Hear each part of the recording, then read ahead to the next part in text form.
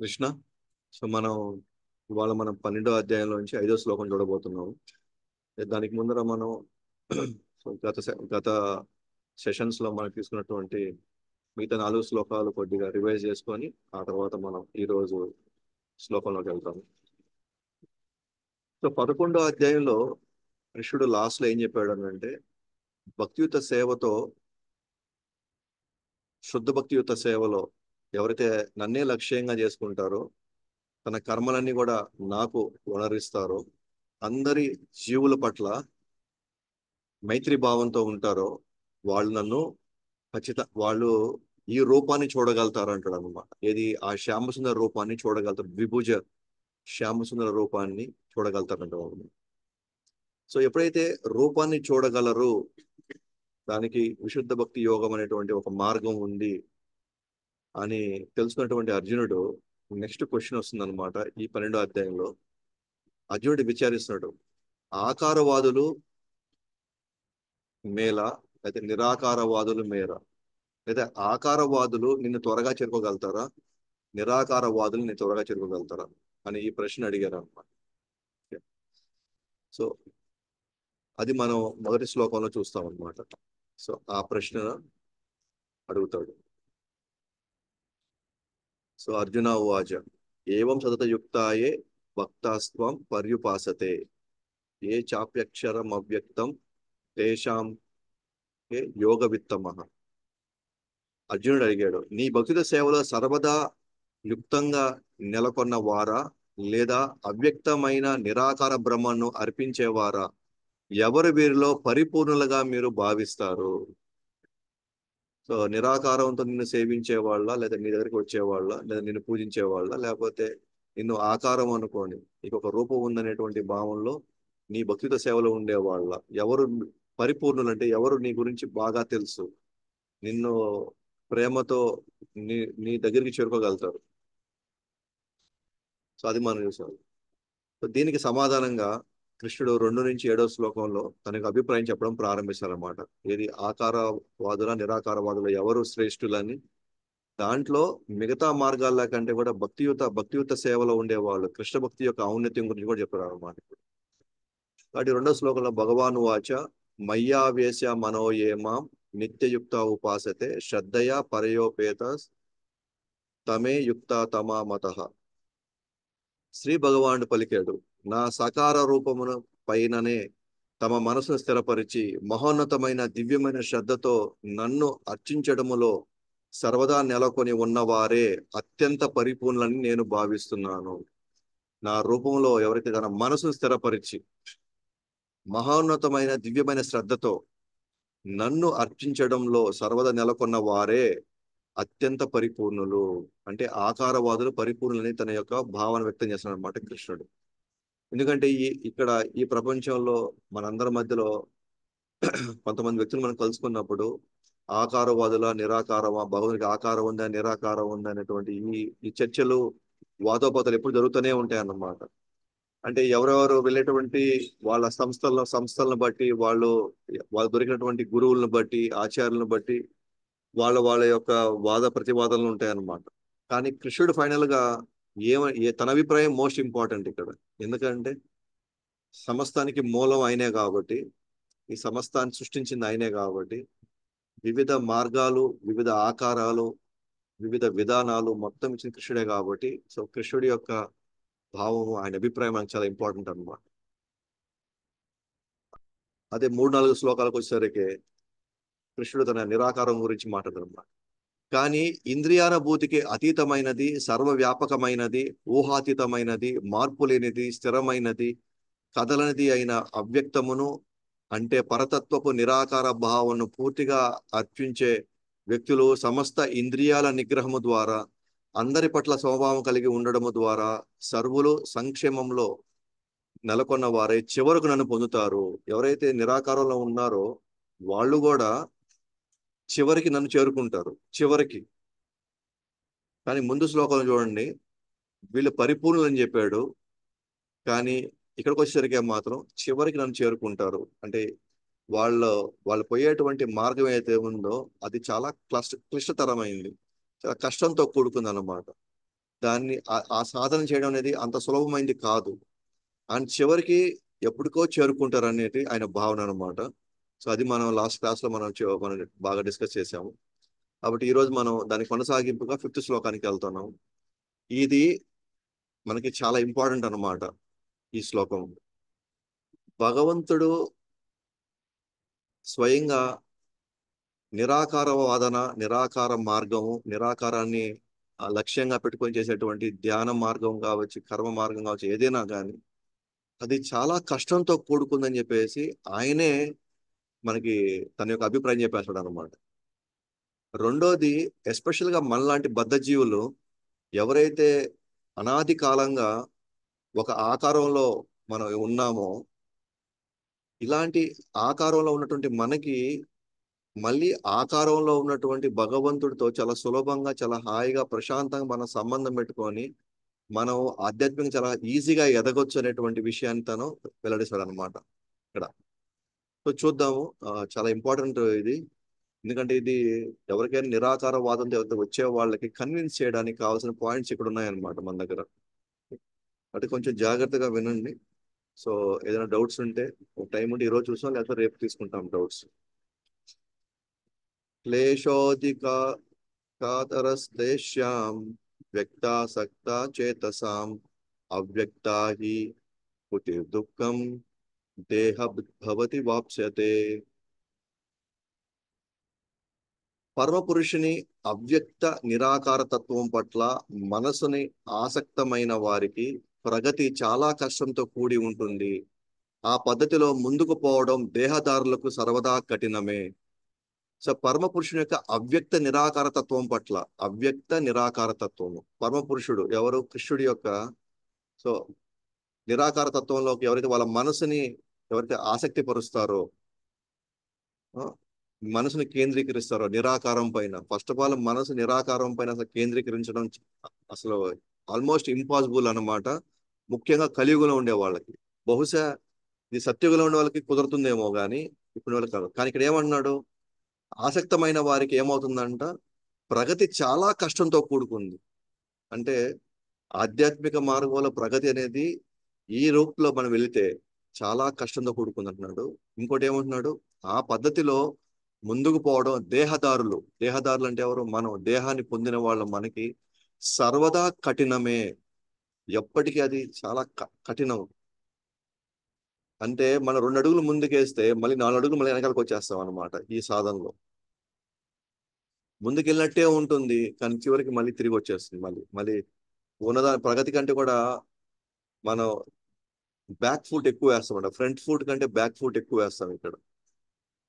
ఎలాగైతే మనం ఒక జారుడు బండిలో పైకి ఎక్కాలని ప్రయత్నించామనుకోండి, ఎంత కొంచెం ముందుకెళ్ళి కొద్దిగా స్లిప్ అయినా మళ్ళీ పడిపోతాం మళ్ళీ కిందకి.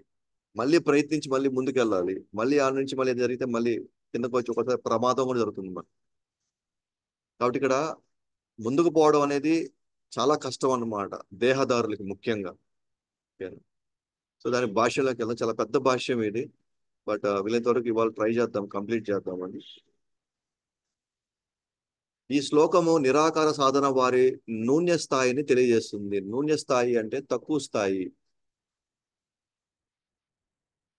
భక్తి ఆకారం, ఆకారం భగవంతుడి యొక్క ఆకారానికి మనం చేసే సేవ, మనం పెట్టుకునే సంబంధం, ఇది చాలా పరమోత్కృష్టమైంది. అంటే ఎక్కువ స్థాయి ఇది, హయ్యర్ లెవెల్ ఇది.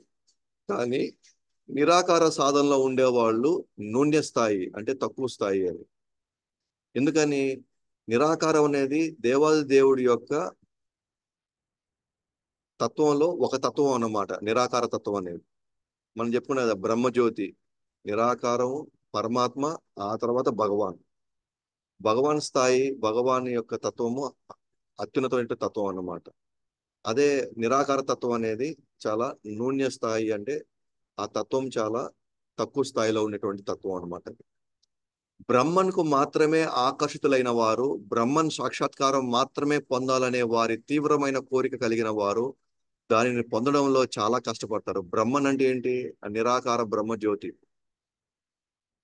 దానికి మాత్రమే ఆకర్షితులైన వాళ్ళు ఆ సాక్షాత్ర ఆ సాక్షాత్కారం మాత్రమే పొందాలనుకునే వారికి దాన్ని పొందడం చాలా కష్టపడతారన్నమాట. ఎందుకు పడతారో చూస్తాం. ఎందుకంటే ఎటువంటి గుణాలు, ఒక స్వరూపం లేని ఒక లక్ష్యము ఎలా సాధ్యమవుతుంది? ఒక స్వరూపం లేదు. ఎలా ఫోకస్ చేయాలి? దేని మీద ఫోకస్ చేయాలి? నా బాధ ఎలా చెప్పుకోవాలి?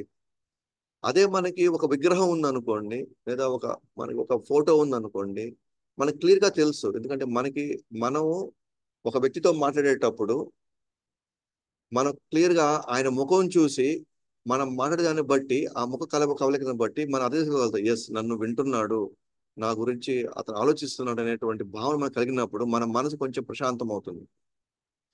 అంతెందుకు, ఇప్పుడు మనం మాట్లాడేటప్పుడు ఎవరైనా మన ఎదురుగా ఉండేవాళ్ళు అసలు మనం చూడకుండా ఉంటే కూడా, అంటే వాళ్ళ కళ్ళు అటు ఇటు తిప్పుతున్నారు అనుకోండి, మనం చెప్పేది వినకుండా, మనకి ఎక్కడో తెలియనట్టు ఒక అసంతృప్తి వస్తుంది మనకి.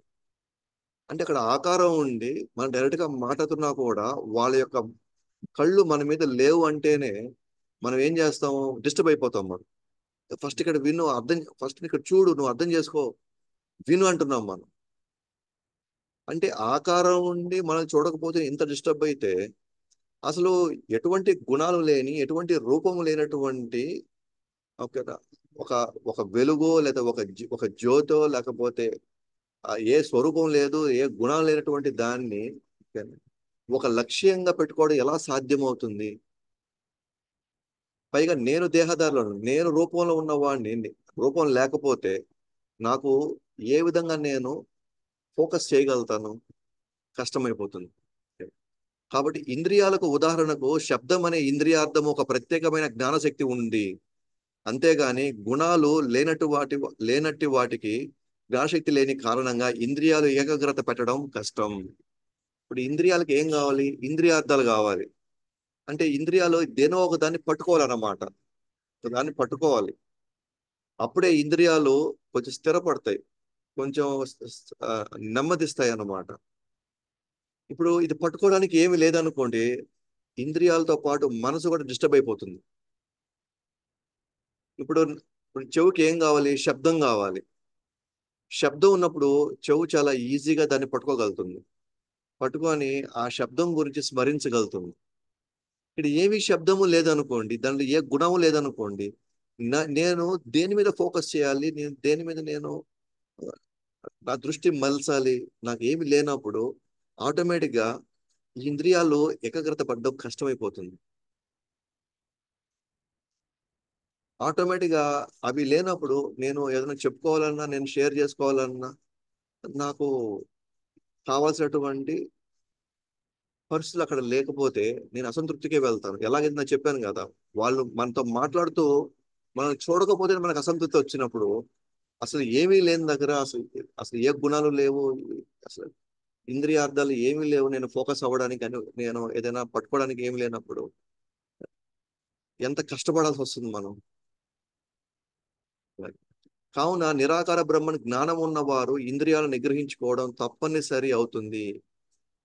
కాబట్టి ఇప్పుడు ఈ నిరాకార జ్ఞానం ఉన్న వాళ్ళు ఏం చేయాలా? ఇప్పుడు ఇంద్రియాలు లేవు, ఇంద్రియార్థాలు లేవు, పట్టుకోవడానికి ఇంద్రియార్థాలు లేవు అక్కడ. కాబట్టి ఏం చేయాలి? ఇంద్రియాలను నిగ్రహించుకోవాలి. అప్పుడు ఇంద్రియాలు బయటికి పోనీయకుండా ఇంద్రియాలని లోపలే పెట్టుకోవాలి, అంతర్ముఖం చేసుకోవాలి ఇంద్రియాలను. కానీ అంతర్ముఖం చేసుకోవడం అంత ఈజీనా? ఇవి అంత ఈజీ కాదు. ఇంద్రియాలు సహజంగా వాటికి కొన్ని ఇంద్రియార్థాలు కావాలి. కళ్ళు ఇచ్చింది ఒక దృశ్య రూపాన్ని చూడడానికి, చెవులు ఇచ్చింది శ్రవణం చేయడానికి, నాలుక ఇచ్చింది రుచి చూడడానికి, నోరు ఇచ్చింది మాట్లాడడానికి.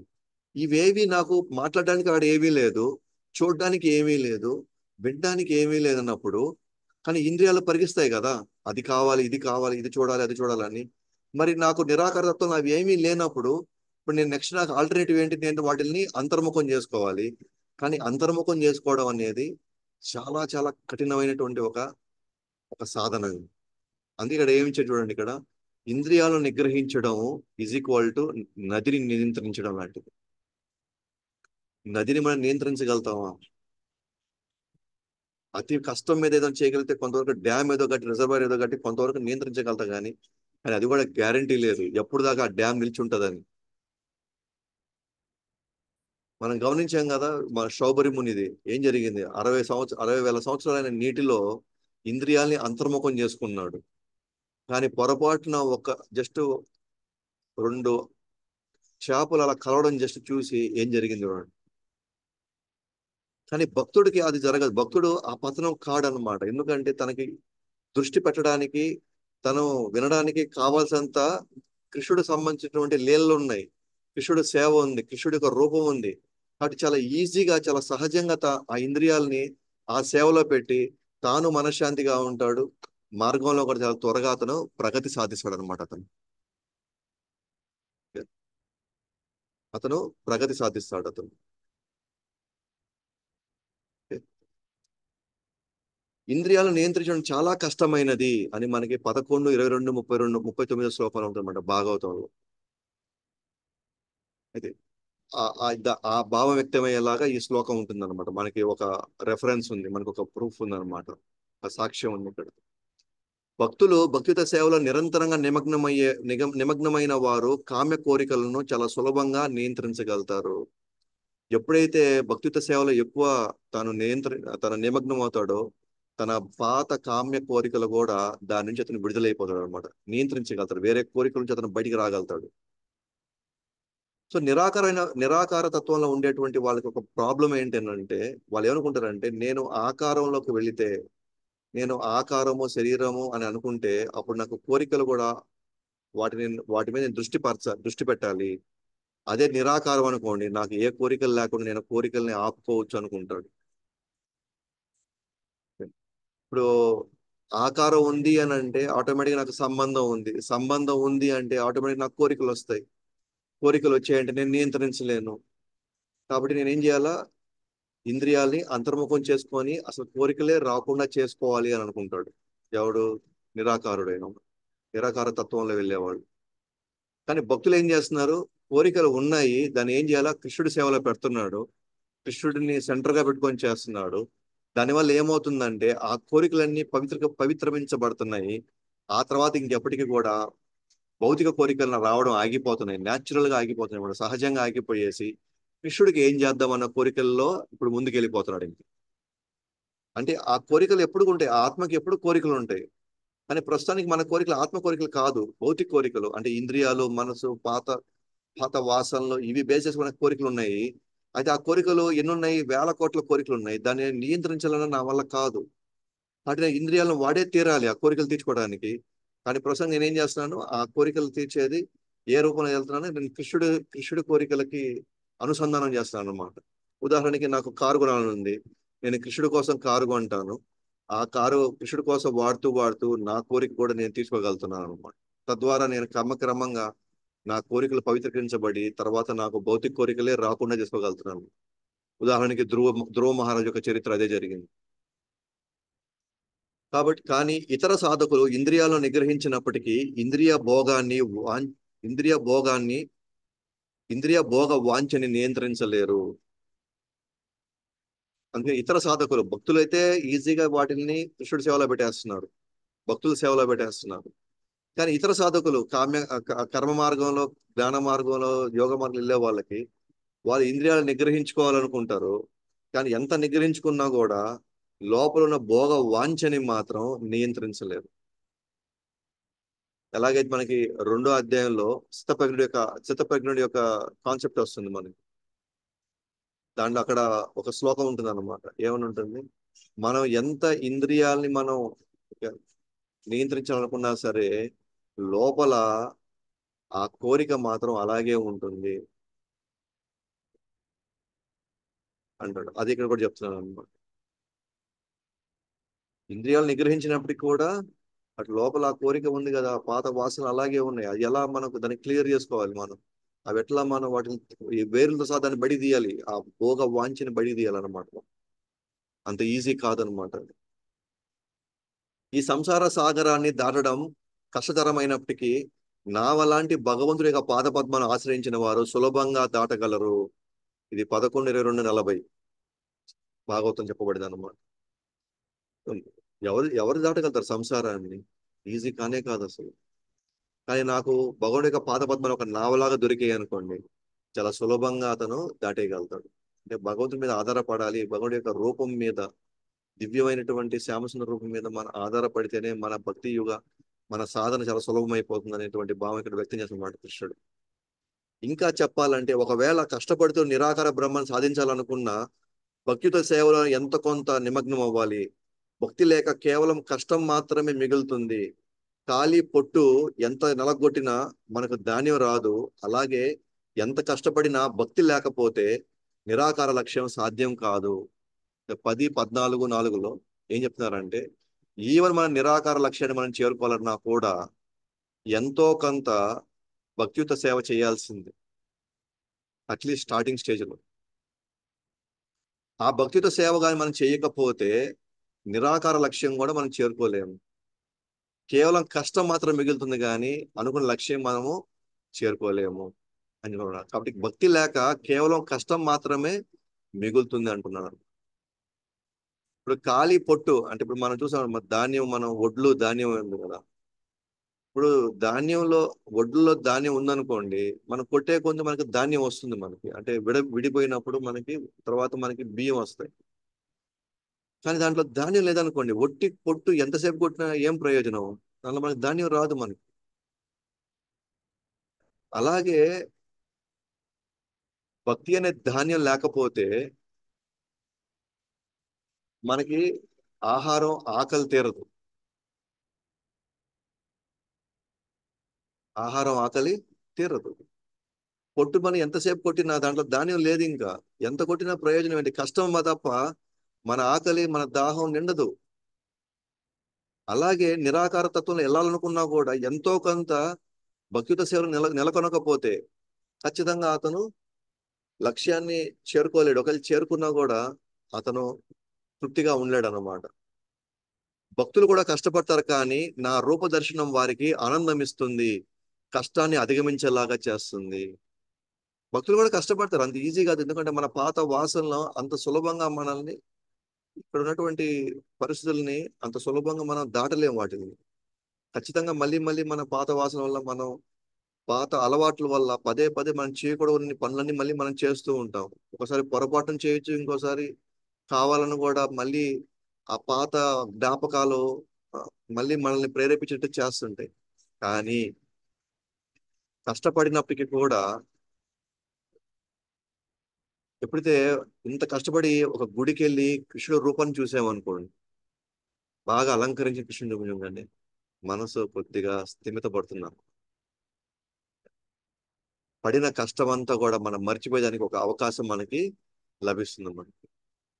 కాబట్టి ఇక్కడ కృష్ణుడు రూప దర్శనం మనకి ఏం చేస్తుంది, అనేక కష్టాలు పడినప్పటికీ కూడా ఎప్పుడైతే ఆయన ముఖార విందాన్ని చూస్తామో, ఎప్పుడైనా ప్రసన్నమైనటువంటి తన యొక్క నవ్వుని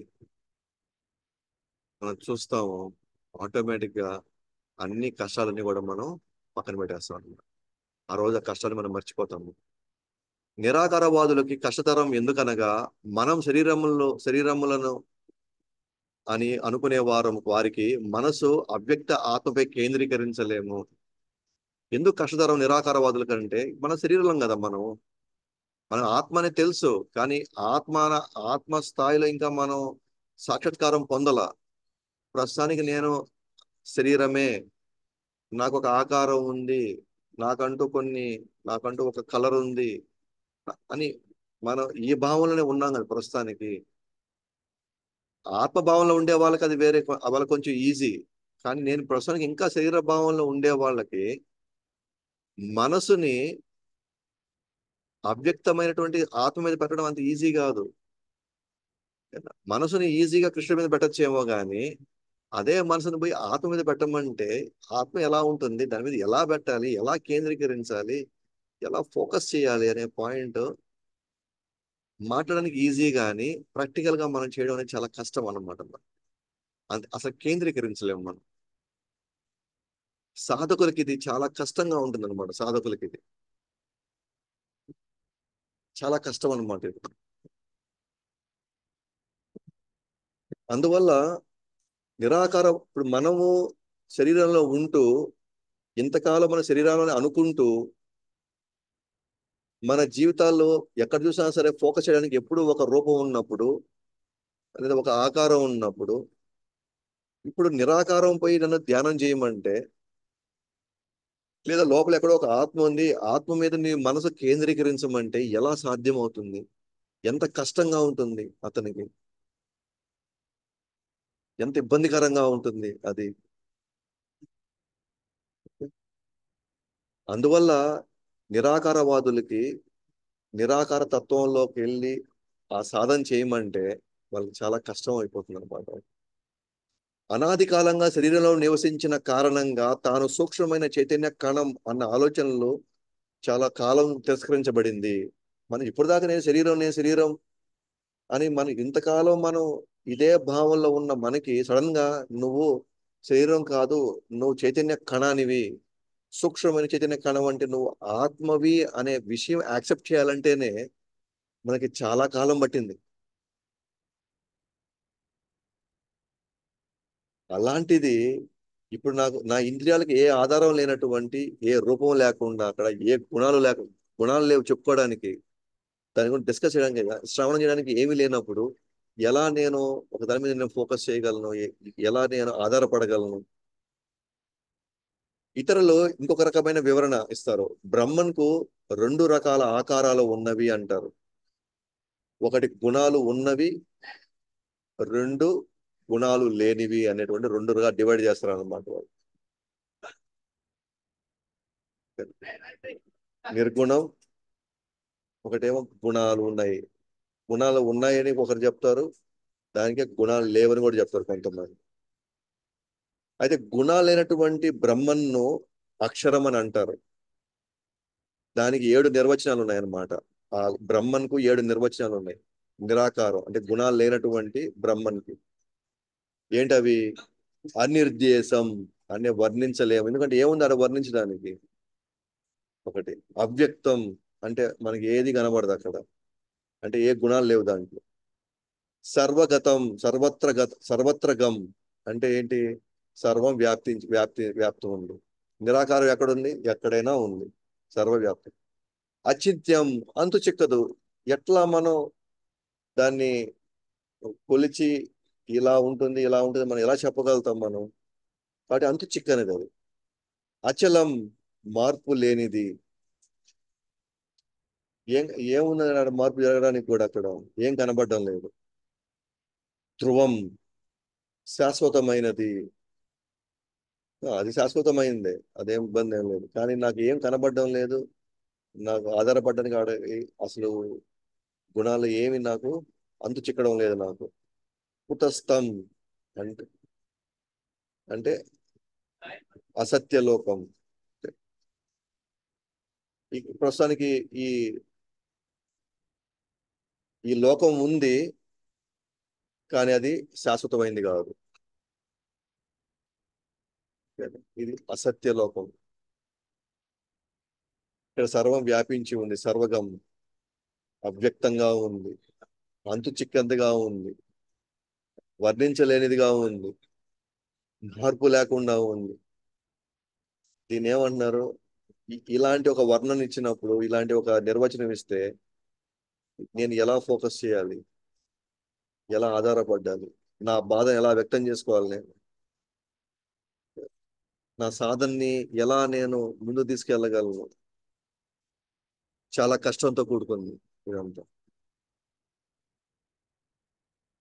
నిరాకార నిర్గుణ బ్రహ్మన్ గురించి తెలుసుకునే ప్రయత్నంలో ఉపనిషత్తులు అర్థం చేసుకోవడం, బ్రహ్మన్ గురించి ఆలోచించడం మరియు ధ్యానం చేయడం చాలా కష్టంతో కూడుకుంది. నిరాకార నిర్గుణ బ్రహ్మన్ గురించి మనం తెలుసుకోవాలంటే ఫస్ట్ ఆఫ్ ఆల్ ఆ ప్రయత్నంలో యాక్చువల్గా నేను ఫస్ట్ ఏం చేయాలంటే ఉపనిషత్తులు ఫస్ట్ నేను అర్థం చేసుకోవాలి. ఉపనిషత్తులు నేను ఫస్ట్ అర్థం చేసుకోవాలి. ఆ తర్వాత బ్రహ్మన్ గురించి నేను ఆలోచించడం, తర్వాత నేను ధ్యానం చేయడం చేయాలి. ఇవన్నీ మనలాంటి బద్ధ జీవులు అండ్ ముఖ్యంగా కలియుగంలో ఉండే వాళ్ళకి చాలా కష్టంతో కూడుకున్నది. కానీ దివ్య గుణాల రూపమై నిరంతరం ఆధారపడే వారికి గురువు యొక్క దశా నిర్దేశంలో ఆ భగవంతుడి అనుగ్రహం వలన అజ్ఞానం తొలగుతుంది. కానీ ఎవరైతే దివ్య గుణాల రూపమైనటువంటి నిరంతరం ఆధారపడేటువంటి రూపం ఒకటి ఉందనుకోండి, ఓకేనా? ఎస్. ఫస్ట్ మనకి మన ఇంద్రియాలు ఫోకస్ చేయడానికి లేదా మన సేవ చేయడానికి మనకి ఒక నిర్దిష్టమైనటువంటి ఒక మార్గం మనకు దొరికిపోయింది ఇప్పుడు. రెండోది ఏంటి, గురువు యొక్క దశానిర్దేశంలో ఆ సేవ చేసాము అనుకోండి, ఎస్ మనకి ఇప్పుడు ధైర్యం వచ్చింది. ఎస్, నాకు నాకు ఒక వ్యక్తి ఉన్నాడు నన్ను గైడ్ చేయడానికి. అండ్ మూడు, ఈ రెండు చేయడం వల్ల ఇప్పుడు భగవంతుడికి అనుగ్రహం రావడం వల్ల చాలా సులభంగా నా అజ్ఞానం తొలగి నేను కృష్ణుడిని శాశ్వతమైనటువంటి తన లోకానికి వెళ్ళి నేను ఆయన గడుపుతాను ఇంకా.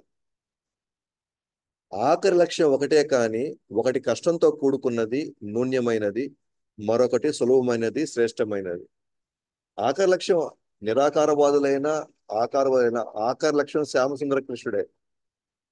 అయితే ఒకటేమో చాలా కష్టంతో వెళ్తున్నాము నిరాకార తత్వంలో, ఒకటేమో చాలా ఈజీగా వెళ్తున్నాము ఆకార తత్వంలో సులభంగా. శ్రేష్టం మనది టాప్ మోస్ట్ అన్నమాట, హైయెస్ట్. నూన్యమైనది అంటే ఇది లోవెస్ట్ అన్నమాట. ఇది లోవెస్ట్ ఇది. కాబట్టి ఇక్కడ బ్రహ్మనికి రెండు ఆకారాలు లేవు, ఒక భావన ఉంది అంటారు. అంటే భగవంతుడు అంటే నిరాకారంగా ఒక, ఆయన ఎవరో ఆకారంలో ఆయన ఎవరో అన్నట్టు కాదు. నిరాకారమైన ఆకారమైన మనం వెళ్ళేది ఆ ఒక్కడి దగ్గరికే అన్నమాట. ఆ ఒక్క లక్ష్యం అందరికీ కూడా. ఇది వేదాంత సూత్రం చెప్తుంది అనమాట. బ్రహ్మనికి వేరు వేరు ఆకారాలు ఏం లేవు కదా. ఒకటే ఉంది, ఒకే ఒక భావన ఉంది కదా. దాన్ని ఛేదించుకొని ముందుకెళ్తే పరమాత్ముడు దొరుకుతాడు, అది ఛేదించుకొని ముందుకెళ్తే భగవాన్ దొరుకుతాడు. అంటే నిరాకార లక్ష్యం వేరు, ఆకార లక్ష్యం వేరు వేరులు కాదు. వీళ్ళిద్దరు లక్ష్యం ఒకటేగానే ఉంది. ఒకరేమో నిరాకారానికి అలవాటు పడ్డారు, ఇష్టపడుతున్నారు, అక్కడికే చేరుకోవాలనుకుంటున్నారు. ఒకరేమో భగవాన్ని హయ్యెస్ట్ లెవెల్లో వెళ్ళి ఆయన కలుసుకోవాలనుకుంటున్నారు. కాబట్టి 7 నిర్వచనాలు వేరు బ్రహ్మలను సూచించదు, అన్ని ఆ ఒక్క బ్రహ్మన్నే సూచిస్తుంది. ఇది ఇప్పుడు చెప్పాను చూసారా, నిర్దేశం, అవ్యక్తం, సర్వత్రకం, ఇవన్నీ వేరు వేరు బ్రహ్మలు ఏం కాదు. ఎంత ఒక్క బ్రహ్మన్ యొక్క లక్షణాలను ఇక్కడ వ్యక్తపరుస్తున్నారు అన్నమాట ఇక్కడ. ఉదాహరణకి ఇప్పుడు ఈశోపనిషత్ ఎనిమిదో శ్లోకంలో, 8వ మంత్రంలో ఈశోపనిషత్తు, బ్రహ్మన్ దివ్య సుందర రూపమైన పరబ్రహ్మన్ నుండి వెదజల్లే నిరాకార శక్తి తన సొంత శక్తితో అనేక లీలలు చేస్తాడు అనేటువంటి ఈ వాక్యం ఉందన్నమాట 8వ మంత్రంలో ఈశోపనిషత్తులో. ఏమన్నాడు, ఈ బ్రహ్మని ఎవరు అని అంటే, ఏంటి ఈ బ్రహ్మన్ అంటే దివ్య సుందర రూపమైన పరబ్రహ్మం నుండి వెదజల్లే నిరాకార శక్తి. దివ్య సుందర రూపమైన ఎస్, ఒక సుందర రూపమైనటువంటి ఒక భగవంతుడు అక్కడ ఉన్నాడు, పరబ్రహ్మన్ భగవంతుడు. ఆయన నుంచి వచ్చేటువంటి ఒక నిరాకార శక్తి, వెలుగు, ఇదే బ్రహ్మన్ అంటే. ఎలాగైతే సూర్యుడు ఉన్నాడు, సూర్యుడి నుంచి వచ్చేటువంటి వెలుగు అయితే ఉందో, ఆ వెలుగు బ్రహ్మన్ అంటారు అనమాట. ఆ దేవదేవుడి నుంచి వచ్చినటువంటి ఆ వెలుగు, ఆ బ్రహ్మజ్యోతి ఏదైతే వస్తుందో, ఆ దివ్య రూపం నుంచి ఏదైతే ఆ వెలుగు వస్తుందో, ఆ రూపాన్ని ఇక్కడ ఏమంటున్నారు, బ్రహ్మన్ అని చెప్పి ఈశోపనిషత్తు చెప్తున్నారు అనమాట.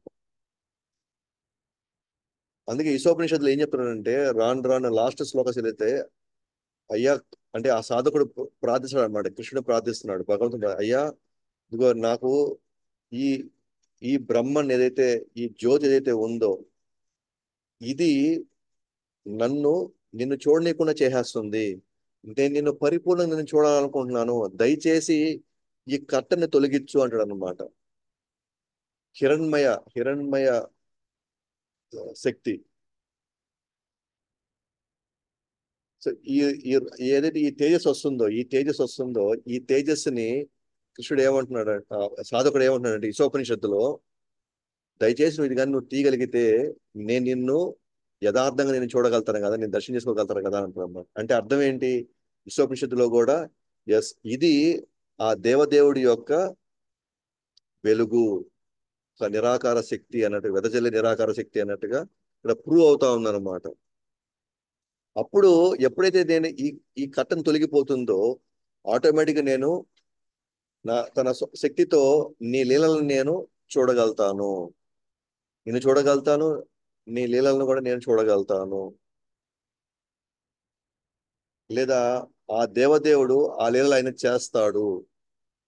నిరాకారంలో ఏమున్నాయి లీలలు చేయడానికి? ఎలా నిరాకారం లీలలు ఎలా చేస్తాడు? మనం ఎలా తలుచుకోగలుగుతాం ఆ లీలల్ని? ఎలా మనం వర్ణించగలం? ఎందుకంటే తలుచుకుంటే మనసు శుద్ధం అవుతుంది. అండ్ దాని గురించి మాట్లాడితే వాక్కు శుద్ధం అవుతుంది. దాని గురించి వింటే చెవులు శుద్ధమవుతాయి. మొత్తం ఇవన్నీ చేస్తూ ఉంటే మనసు శుద్ధమైపోతా ఉంటుంది. మరి ఇవన్నీ లేకపోతే బద్ధజీవుడు ఎలా తాను సులభంగా తన పవిత్రమవుతాడు? కాబట్టి విశ్వోపనిషత్తులో మనకి చాలా క్లియర్ గా ఉంటది అనమాట.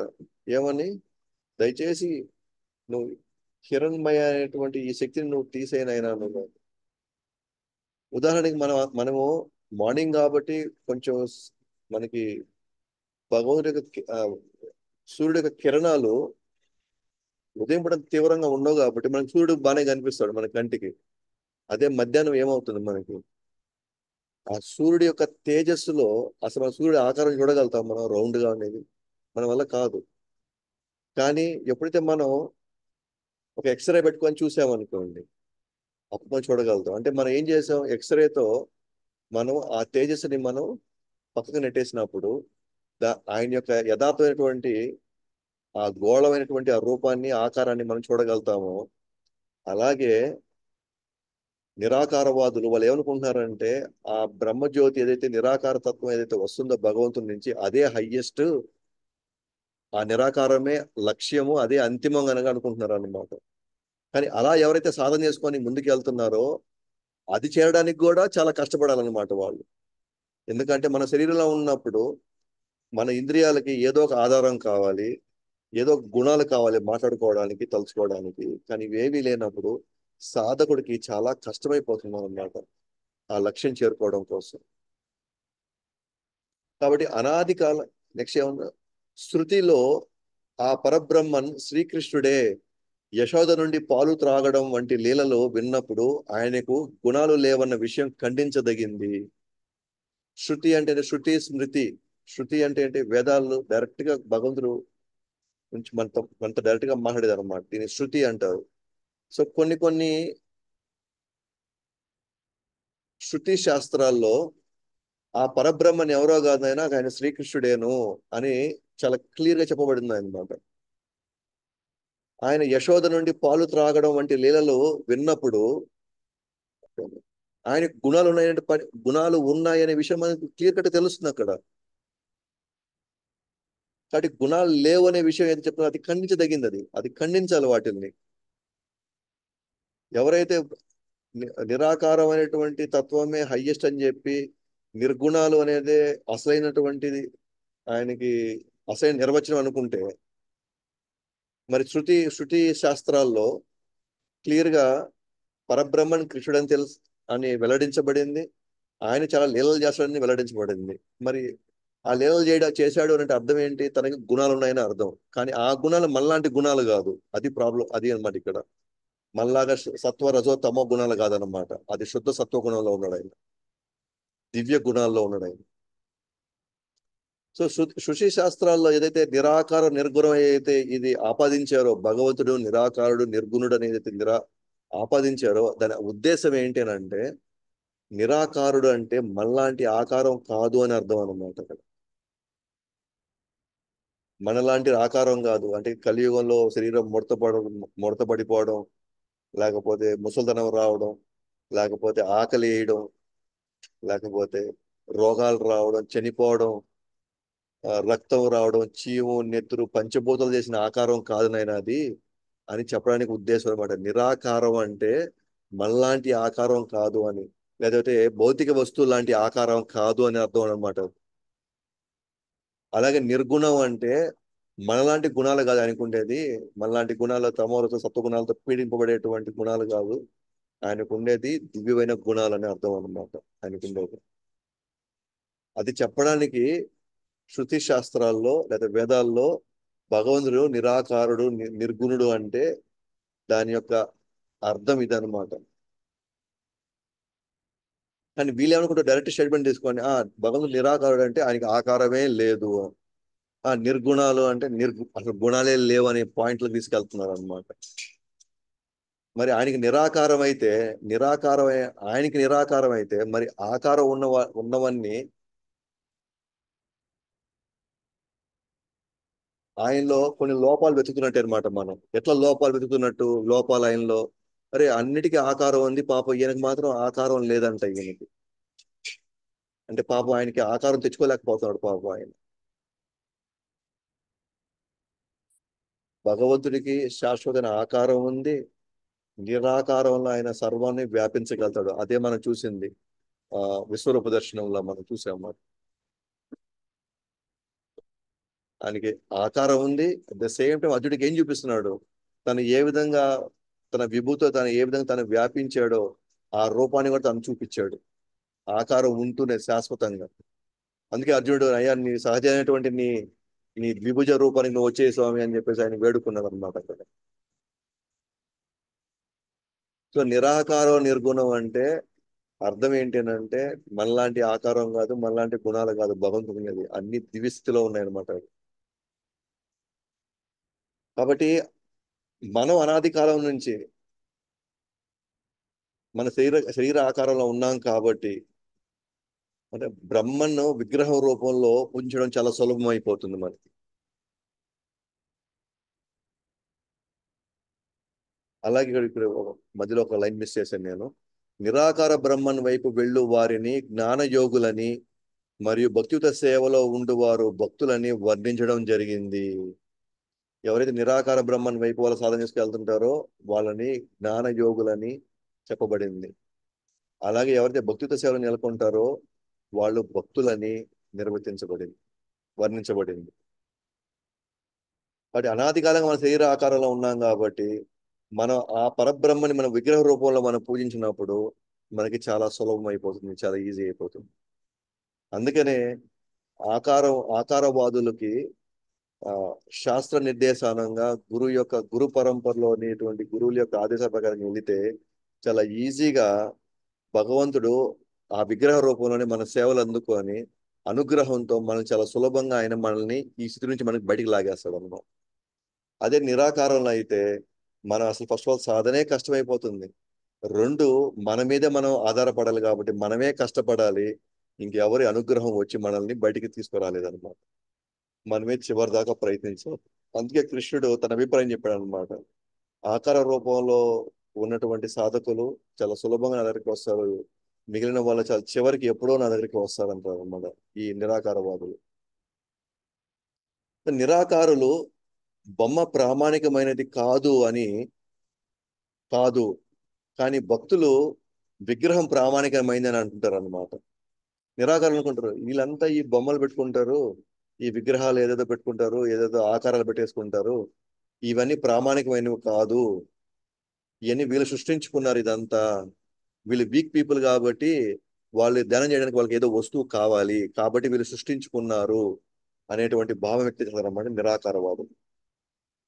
కానీ భక్తులు ఏమనుకున్నారు, కాదు, ఈ విగ్రహం ఆ దేవదేవుడికి ఈ విగ్రహానికి ఎటువంటి భేదం లేదు, ఇది చాలా ప్రామాణికమైనది, ఎందుకంటే సాక్షాత్తు భగవంతుడే తన విగ్రహ తన విగ్రహ రూపంలో తాను ఎప్పటికీ ఉంటానన్నటువంటి విషయం తను వ్యక్తపరిచాడు.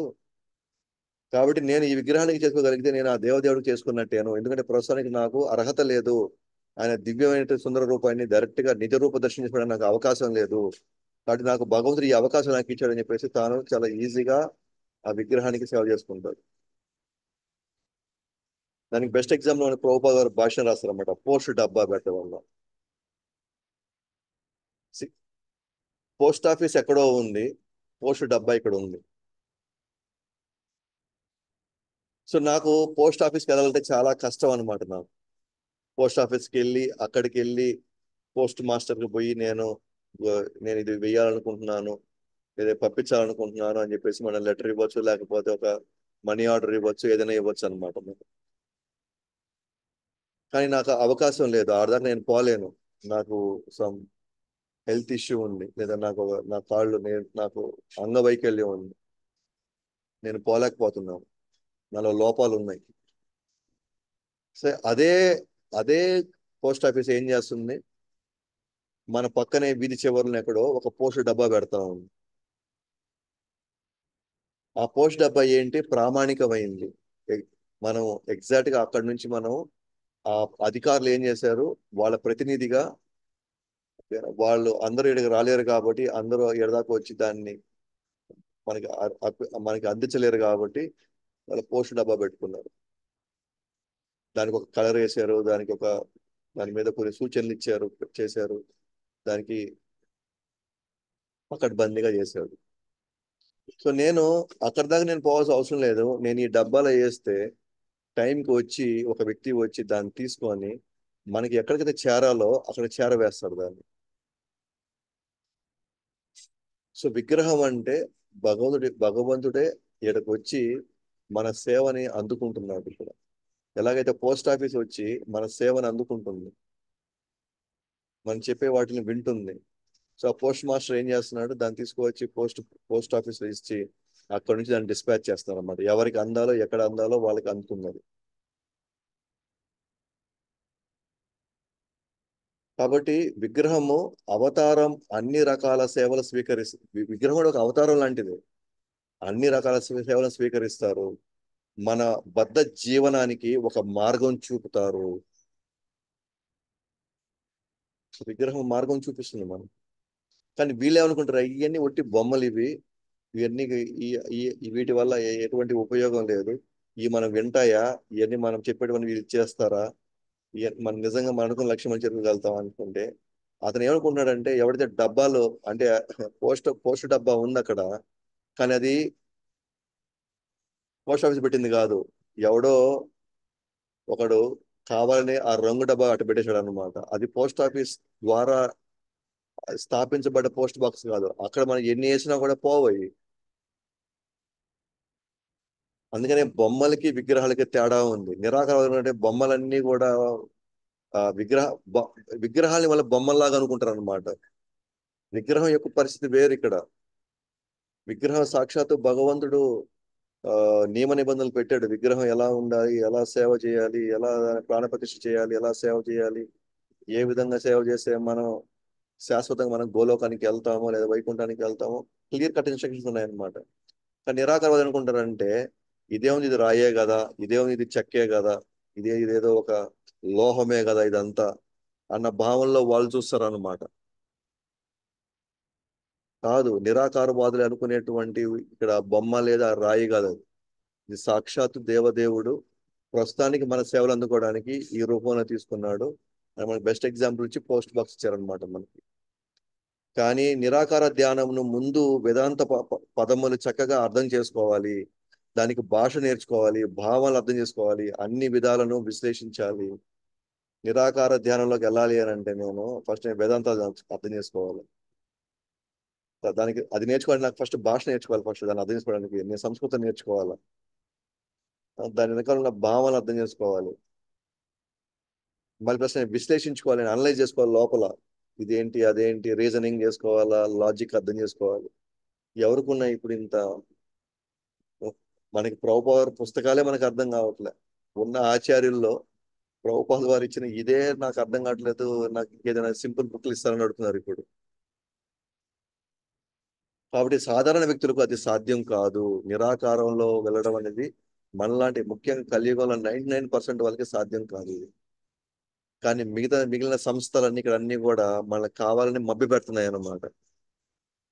ధ్యానం ఉన్న పేరుతో నిరాకారం అని, ఆ, అది అని ఇదని రకరకాలుగా మనల్ని మభ్య పెడుతూ మన జీవితం గందరగోళంలో పడతాము. కృష్ణ చైతన్యంలో ఉన్న వ్యక్తి గురువు దశానిర్దేశంలో చాలా సులువుగా విగ్రహం ముందు ప్రమాణాలు చేయడం, శ్రవణం, ప్రసాదం తీసుకోవడం సులభంగా మరియు సహజంగా భగవంతుణ్ణి పొందవచ్చు. దశానిర్దేశంలో గురు దశానిర్దేశంలో చాలా హ్యాపీగా సింపుల్ గా హాయిగా వెళ్ళి మనం భగవంతుని పొందగలుగుతున్నాం. కావున ఎటువంటి సందేహం లేదు, నిరాకారవాదులు అనవసరంగా అదే లక్ష్యం పొందడం కోసం చాలా కష్టపడుతున్నారు. నిరాకారవాదులు పరోక్షంగా మరియు భక్తులు ప్రత్యక్షంగా భగవంతుణ్ణి పొందుతున్నారు.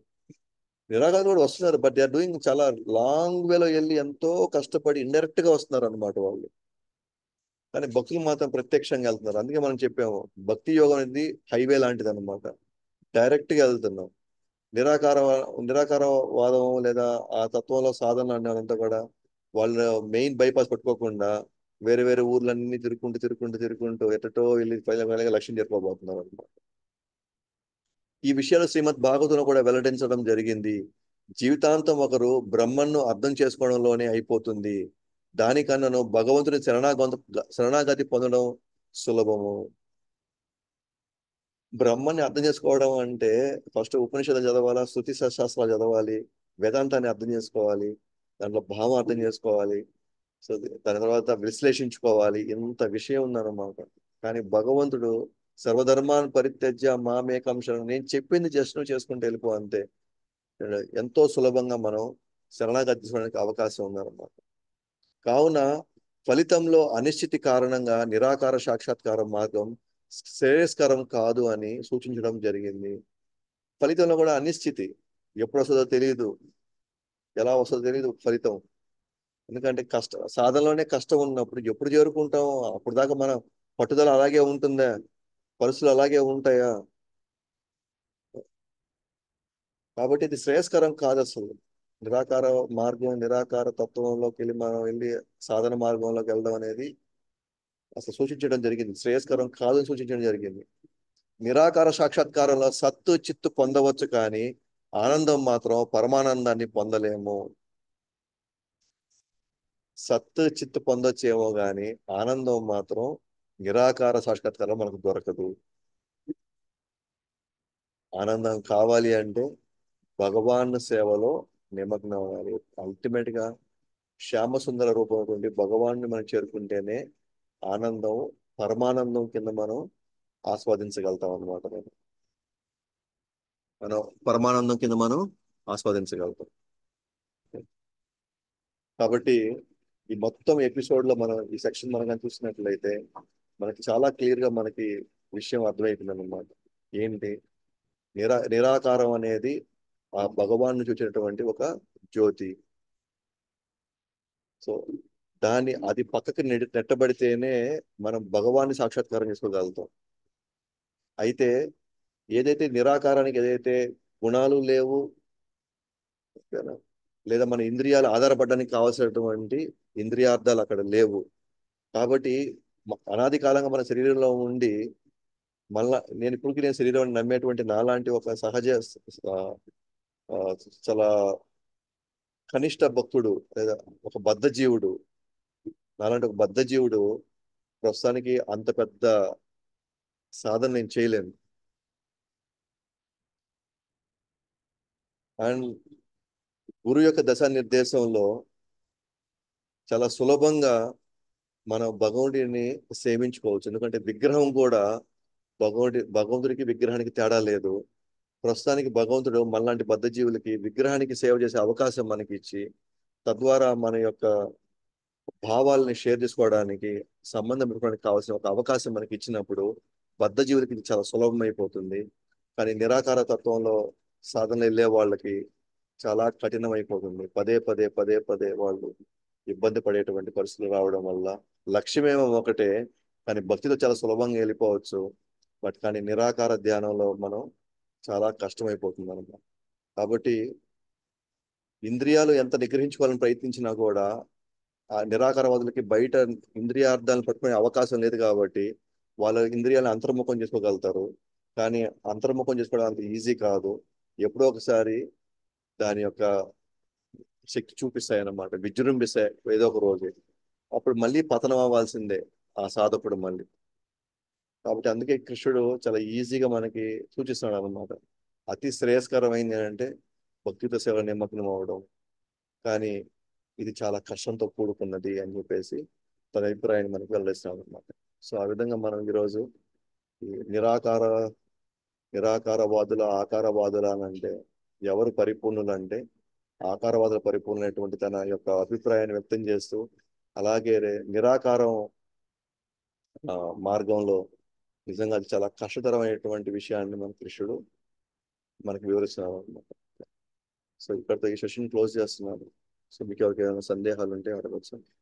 శిల ప్రభుపాద్ की जय, अनंत कोटि वैष्णव वृंद की जय, भगवत वाणी श्रीमद् भगवत गीता की जय, निताय गौर प्रेमानंद, हरि हरि।